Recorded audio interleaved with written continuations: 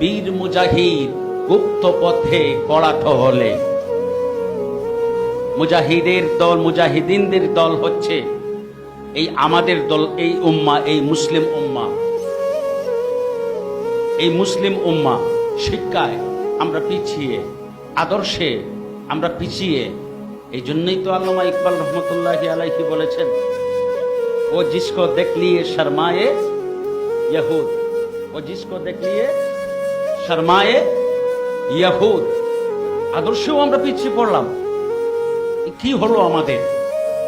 আমরা সত্য কথা বলতে পারি না, অথচ সত্যই ছিল আমাদের আদর্শ, সত্যই ছিল আমাদের মূলধন, আমাদের পুঁজি।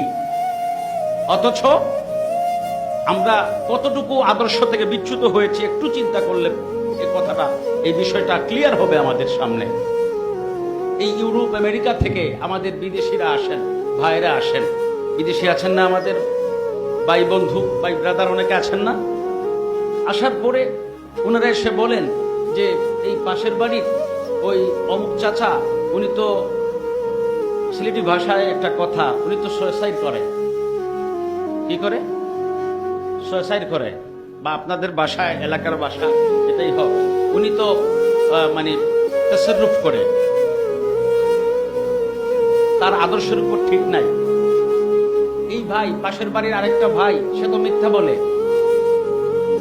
আরেকজন আমার ভাতিজা, সে তো তার নিজের ইচ্ছা মতো চলে, সময়ের গুরুত্ব দেয় না। কয়টা? তিনটা কথা বললো। একজন সুইসাইড করে, উল্টা পাল্টা করে, একজন মিথ্যা বলে, আরেকজন কি করে? তার ইচ্ছা মতো চলে, তার ইচ্ছা মতো চলে। আচ্ছা, এই অভিযোগগুলি কার উপর? পাশের বাড়ির একজন চাচার উপর, অথবা একজন ভাইয়ের উপর, একজন ভাতিজার উপর। যদি জিজ্ঞেস করেন ওই চাচার নামটা কি, নাম বলবে আরিফুর রহমান। আরিফুর রহমান। ওই ভাইটার নাম কি? সিদ্দিকুর রহমান। ওই ভাতিজাটার নাম কি? হাবিবুর রহমান। তাহলে এই চরিত্রগুলি কার মধ্যে আমি দেখি? আরিফুর রহমানের মধ্যে এই সুইসাইডের চরিত্র আমি দেখি, সিদ্দিকুর রহমানের মধ্যে আমি ওই মিথ্যার চরিত্রটা দেখি, আর ওই হাবিবুর রহমানের কাছে কি আমি ওই যে নিজের ইচ্ছায় চলার চরিত্র দেখি? এটা কি মুসলিম উম্মার চরিত্র? কথা বলেন, এগুলি কি মুসলিম উম্মার চরিত্র? এগুলি কি মুসলমানের চরিত্র? এটি কি মধ্যপন্থী মুহাম্মদী উম্মতের চরিত্র? এই চরিত্র তো নয়। তাহলে এগুলি কার মধ্যে?